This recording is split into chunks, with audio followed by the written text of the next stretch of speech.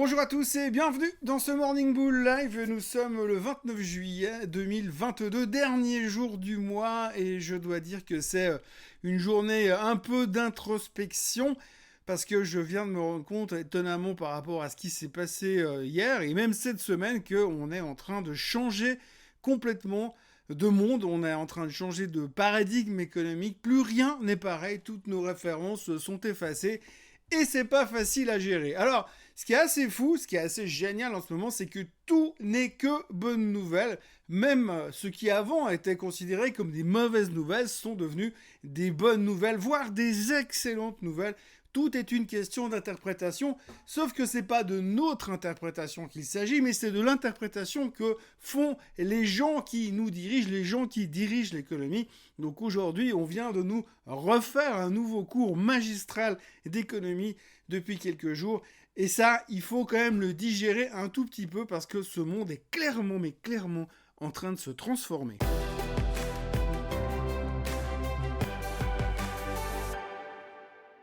Donc je vais pas trop vous parler du marché parce que visiblement ce qu'il faut comprendre par rapport à ce qui s'est passé ces derniers jours, c'est que finalement on ne va plus jamais baisser. Non, on va plus jamais baisser, c'est donc officiel parce que quoi qu'il arrive, peu importe les nouvelles qui vont nous tomber dessus ces prochains temps, on ne peut pas baisser puisque l'économie a changé, les choses se sont transformées, c'est différent, c'est pas comme avant et c'est vraiment autre chose. Oui, parce que si on regarde, cette semaine, on a quand même eu une hausse de 75 basis points, c'est la deuxième à la suite.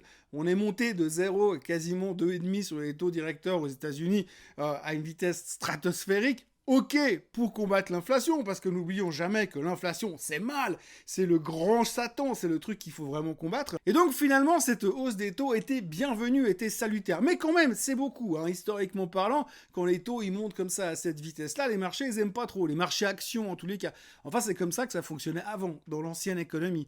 Mais dans la nouvelle économie aujourd'hui, sous Powell et sous Yellen 2.0, eh bien c'est un tout petit peu différent, puisque finalement, et c'est le genre de nouvelles qui faisait baisser les marchés, eh bien ne les font plus baisser, au contraire, les font pulvériser à la hausse. Donc toutes les craintes qu'on avait avant se sont effacées gentiment cette semaine. Donc du coup, la hausse des taux de mercredi soir était salutaire. Et puis hier, on a eu les chiffres du GDP, du produit intérieur brut américain. Alors on disait dans l'ancienne économie, dans l'ancien monde, on disait simplement que quand vous aviez 2 trimestres consécutifs de produit intérieur brut qui étaient en négatif, donc en croissance négative, si on peut dire ça comme ça, en dessous de 0, eh bien c'était un signal majeur de début de récession.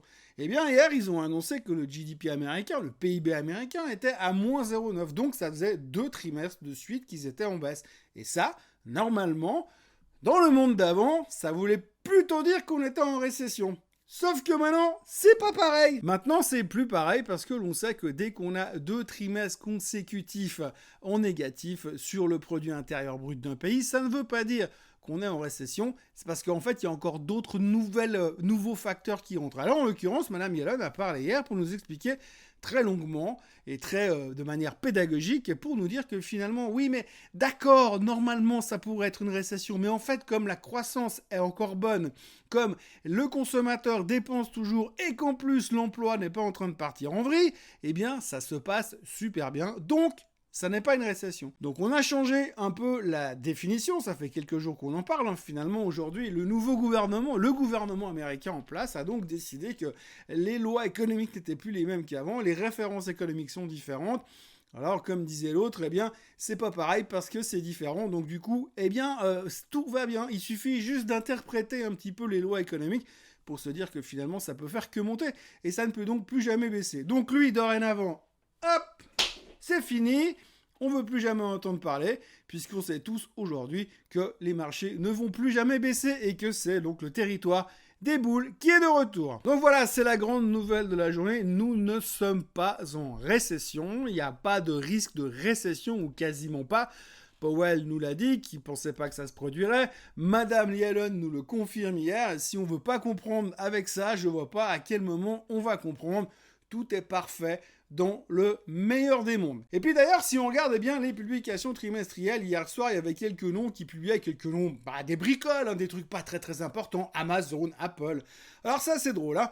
Apple a publié des chiffres plutôt moyen par rapport à ce qu'ils ont l'habitude de nous sortir, ce qui signifie quand même qu'on voit un tout petit peu un ralentissement dans l'économie globale. Là, si vous regardez le ralentissement de leurs chiffres, la progression habituelle n'est pas la même. On sent quand même que ça ralentit. Donc ça pourrait être interprété comme un signe peut-être que l'économie, elle va pas aussi bien que ça. Mais non, tranquille. Ce qu'il faut voir, c'est que c'est moins pire.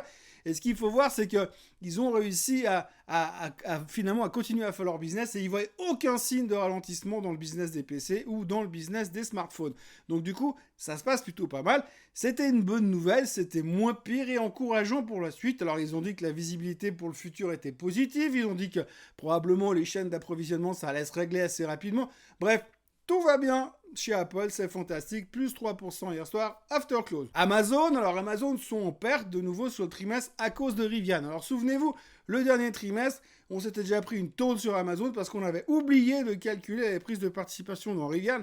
Rivian qui a juste perdu 10 fois sa valeur, enfin qui a été divisé par 10 ces derniers temps. Donc du coup, ça a coûté un petit peu d'argent. Mais hier soir, là aussi, de nouvelles pertes à cause de Rivian, mais cette fois, on le savait, on s'est pas fait coincer, on était au courant. Donc c'était une mauvaise nouvelle, c'était une perte, mais c'est pas grave, parce que c'est moins pire. Donc du coup, finalement, on avait digéré la nouvelle, on savait, parce que quand on sait, c'est beaucoup plus facile. Et donc du coup, on s'est dit, ah bah c'est une super nouvelle, parce qu'ils sont en perte. Mais par contre, alors là aussi, le reste, tout va bien, le cloud, ça cartonne, enfin tous les autres business sont fantastiques. Walmart était inquiet de l'inflation qui pourrait impacter le consommateur, bah pas chez Amazon, tout va bien. Le titre prenait 14% hier soir, youhou, c'est fantastique. Il n'y a que des bonnes nouvelles, c'est extraordinaire, visiblement on ne peut plus faire d'erreur, évidemment on ne voit pas comment le marché pourrait baisser. Alors oui, pour être honnête, il y a 2 titres hier soir qui ont publié des résultats merdiques, mais qui s'en préoccupent réellement. Alors vous avez 2 titres assez intéressants. Le premier, c'est Intel. Intel, on s'en fout depuis longtemps, hein. Depuis qu'AMD est devenu le numéro 1 des semi-conducteurs, Intel n'intéresse plus personne. On sait que c'est une boîte qui est en permanence en train de se reconstruire et qui pour l'instant n'y arrive pas. Les chiffres étaient mauvais hier, les perspectives sont mauvaises, plus personne n'achète de PC, ça ne sert plus à rien les PC, puisque de toute façon aujourd'hui on préfère jouer avec des jouets en bois plutôt que d'aller sur les réseaux sociaux. Et donc du coup, eh bien Intel s'est pété la figure. Moins 8% after close, mais comme je vous le dis, Intel, ça n'intéresse plus personne. Et puis vous avez Roku. Roku, c'est encore une de ces boîtes de pay-per-view, de télé online, de streaming et tout ce que vous voulez, qu'on n'a pas forcément en Europe, en tout cas je ne suis pas encore réussi à l'avoir. Roku a publié des chiffres de merde, on peut dire ça comme ça, joli, bien mauvais. Et là, surtout, encore une fois, ils ont annoncé que le marketing digital, la publicité, la télé, dans les réseaux, etc., était en ralentissement, en fort ralentissement. Alors, il fut un temps, dans l'ancienne économie, que quand vous aviez un ralentissement sur le marketing digital, ça voulait dire qu'à terme, ça signifiait un ralentissement sur le produit intérieur brut, un ralentissement de la croissance, un ralentissement des dépenses générales, bref, un ralentissement de la consommation. C'était avant. Aujourd'hui, ça, on s'en fout, ça n'a plus qu'une importance. L'autre jour, Snap l'a annoncé, Facebook l'a annoncé, on a vaguement compris que c'était le même problème chez Amazon, Recul l'annonce, mais on s'en fout, parce que de toute façon, ça n'a plus aucune signification. Ces anciens trucs qu'on utilisait pour dire on est en récession, ça ralentit, non, c'est fini.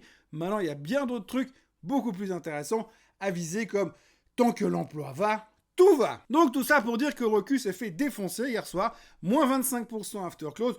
Bon, au total, depuis le mois de novembre, c'est à peine 87% de baisse sur Roku, donc il n'y a pas non plus de quoi se relever la nuit, c'est pas très important, c'est juste un petit détail, une goutte d'eau dans l'univers. Donc voilà, 2 sociétés qui ont publié des super chiffres, en tout cas qui ont été très bien interprétés, moins pire, et puis 2 sociétés qui ont publié des chiffres de merde, mais tout le monde s'en fout parce que c'est secondaire, et puis de toute façon, le côté marketing digital, ça n'intéresse plus personne, le fait que ça ralentisse, ça n'intéresse plus personne, donc du coup, ça se passe plutôt pas mal.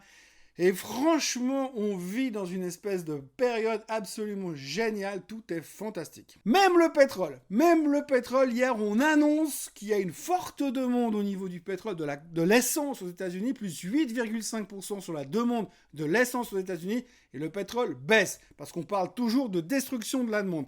Destruction de la demande sur le pétrole, c'est super intéressant, parce qu'avant on nous disait, oui, si on rentre en récession, il va y avoir une destruction de la demande sur le pétrole. Mais là on dit, on va jamais rentrer en récession, mais il y aura quand même une destruction de la demande sur le pétrole.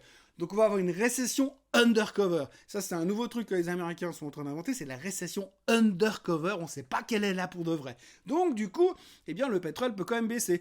Et si le pétrole baisse, eh bien c'est bien parce que c'est moins inflationniste. Et comme c'est moins inflationniste, ça veut dire que la Fed, ils ont encore eu raison dans tout ce qu'ils ont fait. Ils sont tellement forts. C'est vraiment un monde merveilleux dans lequel on vit. Les mots me manquent, j'ai presque les larmes qui viennent aux yeux. Alors pendant ce temps, En Chine, en Asie ce matin, ils n'ont pas encore vraiment compris dans quel monde merveilleux on vivait, puisque Hong Kong se fait démonter de plus de 2%, la Chine est en baisse de 0,7%. Mais il y a d'autres raisons. Hein. C'est juste parce que les Chinois, ils ont dit que le stimulus, pour l'instant, il fallait pas trop compter dessus, et puis qu'ils étaient assez inquiets par la suite, et qu'ils allaient quand même garder les mesures anti-Covid, c'est-à-dire serrer les boulons pour tout le monde, aucune liberté, aucun moyen de se déplacer assez facilement en Chine. Donc ça reste un petit problème quand même économique, mais pour ça on s'en fout, c'est pas grave, parce que de l'autre côté, on a le paradis économique aux États-Unis qui continue de fonctionner hyper bien. Donc je vous laisse imaginer, les indices terminent au plus haut, la moyenne mobile des 50 jours a littéralement explosé. Si ça continue comme ça va être fabuleux. Et en plus, ce matin, les futurs sont en hausse parce que, évidemment, on a eu des super chiffres sur Amazon et sur Apple. Et c'est vrai que quand vous avez Amazon et Apple qui montent after close et Roku et Intel qui baissent, de toute façon, on s'en fout. Ils sont beaucoup moins gros dans les indices. Donc, c'est toujours, comme d'habitude, les gros qui gagnent. Voilà, aujourd'hui, nous sommes le vendredi 29 juillet, dernier jour du mois de juillet. On va attaquer le mois d'août qui risque d'être relativement calme. Ce qu'il faut retenir, c'est qu'aujourd'hui, il y a encore beaucoup de chiffres économiques qui vont sortir. Université du Michigan aux États-Unis, c'est du bullshit, mais enfin tout le monde le regarde quand même. Personal spending, pour voir si les gens ils dépensent quand même de l'argent. À tout hasard, ce serait quand même intéressant, puisqu'on nous dit que tout va bien. Et puis, on a aussi en Europe, alors, une montagne de CPI en France, en Italie, en Espagne, en Europe. Et donc tout ça va nous dire un peu d'indications sur l'inflation, mais c'est pas très important non plus, parce que finalement, les indications sur l'inflation, on s'en fout, puisqu'on sait tous très bien que l'inflation, elle baissera le mois prochain. Donc ça, c'est acquis, c'est pas un problème. Et puis, de l'autre côté, on a encore les chiffres du GDP, enfin du PIB, en France et en Europe. Donc là aussi, ne vous inquiétez pas si par hasard, ces chiffres-là étaient en baisse, en négatif, parce qu'on sait que de toute façon, toutes les règles ont changé.